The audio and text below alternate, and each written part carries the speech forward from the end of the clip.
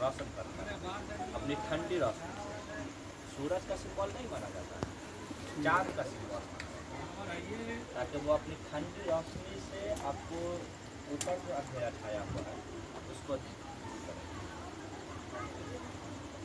Lockdown का time चल रहा है, इसलिए यहाँ पर भीड़ भी कम है।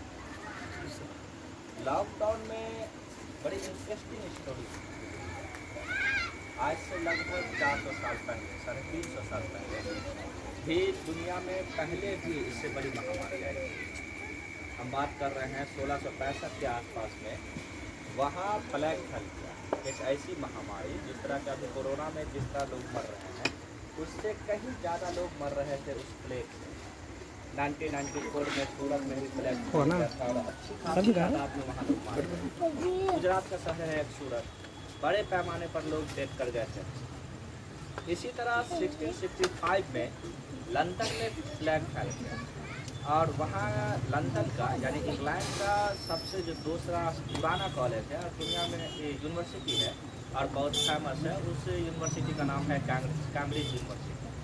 और उसका एक फेमस कॉलेज है जिसका नाम है ट्रिनिटी कॉलेज। उसमें बहुत सारे लोग पढ़ के निकले हैं, दुनिया की महान हस्तियाँ पढ़ के निकले। हिंदुस्तान के अमर्त्य सेन हैं, उसके बाद से पंडित जवाहरलाल नेहरू जो इंडिया के पहले प्राइम मिनिस्टर रहे हैं, वो भी इसी ट्रिनिटी कॉलेज से पढ़ के निकले थे। उसी ज़माने में 1665 में एक स्टूडेंट हुआ करता था न्यूटन, और जब वो साइंस और मैथमेटिक्स का स्टूडेंट था, असल में वो फिजिक्स और मैथमेटिक्स का स्टूडेंट था और उस पर वो काम कर रहा था।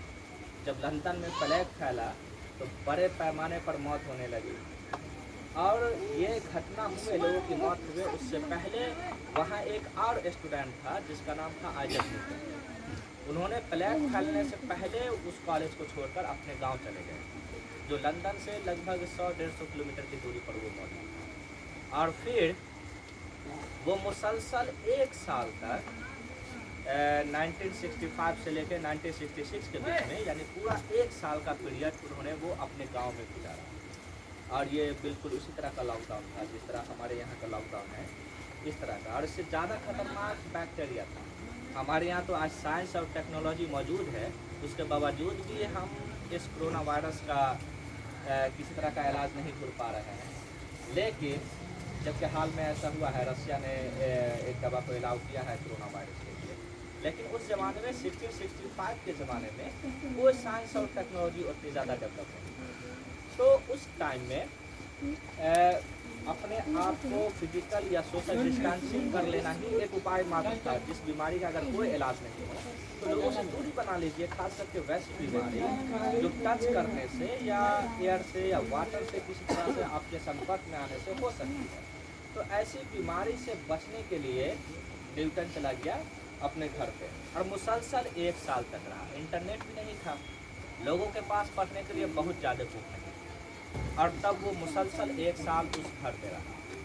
और उस घर में रहने के बाद जब उसके पास कुछ नहीं था, बुक नहीं था और इंटरनेट का तो सवाल पैदा नहीं है, ये पिछले 50 साल की बात है इंटरनेट जो दुनिया में आया है, तो वो अपने अंदर की चीज़ों को महसूस करना शुरू किया। असल में होता क्या है कि बहुत सारे इवेंट जो हमारे आसपास हो रही होती है उस पर हमारा ध्यान सामान्यता नहीं जाता है, लगता है कि सब नॉर्मल हो रहा है, और वो घटना वही हुई।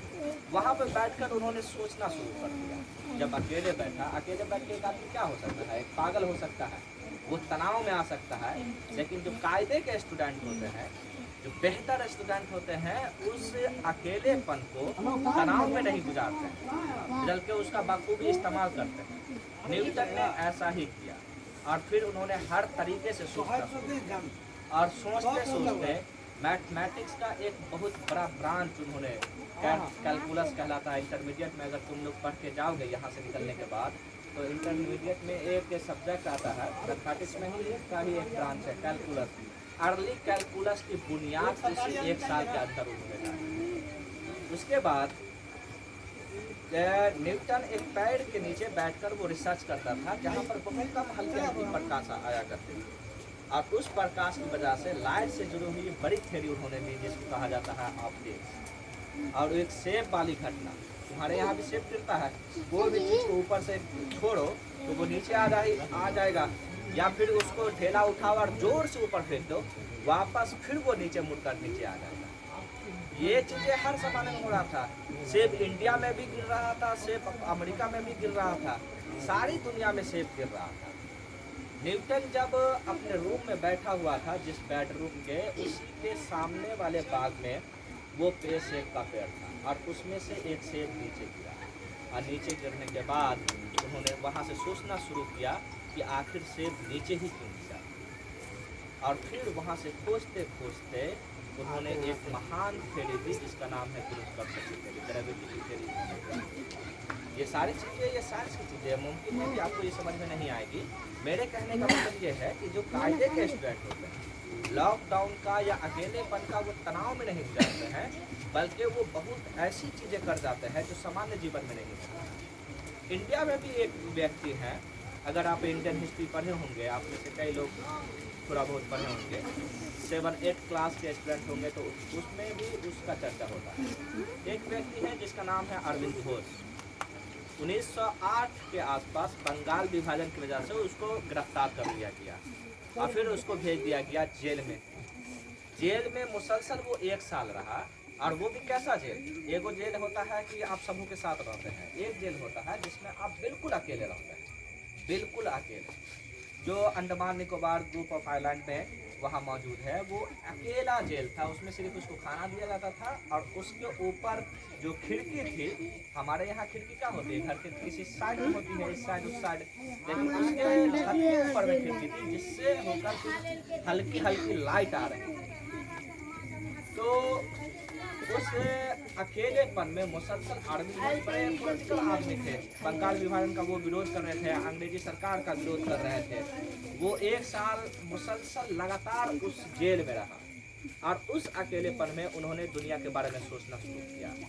और जब वो जेल से निकला तो उन्होंने बहुत ज़बरदस्त फिलॉसफी दिया। लोगों ने उम्मीद कर रहे थे कि बस जब वो जेल से बाहर आएंगे तो वो पॉलिटिक्स ज्वाइन करेंगे और फिर इंडियन फ्रीडम मूवमेंट में वो शामिल होंगे, लेकिन उन्होंने ऐसा नहीं किया। तो मेरे कहने का मतलब ये है, मैं वापस फिर उस टॉपिक पे आता हूँ कि अगर आप अकेलेपन है तो उसको तनाव में नहीं गुजारें, उसका इस्तेमाल कीजिए जैसा कि न्यूटन ने किया। एक बड़ी बड़ी थ्योरी की रचना की।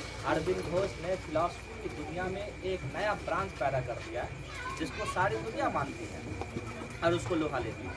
वहाँ से निकलने के बाद अरविंद घोष यहाँ गए पुडुचेरी में, और उन्होंने एक संस्था खोली जिस आरिवेलू पुडुचेरी में एक आश्रम बनाया, और फिर वहाँ पे लॉकडाउन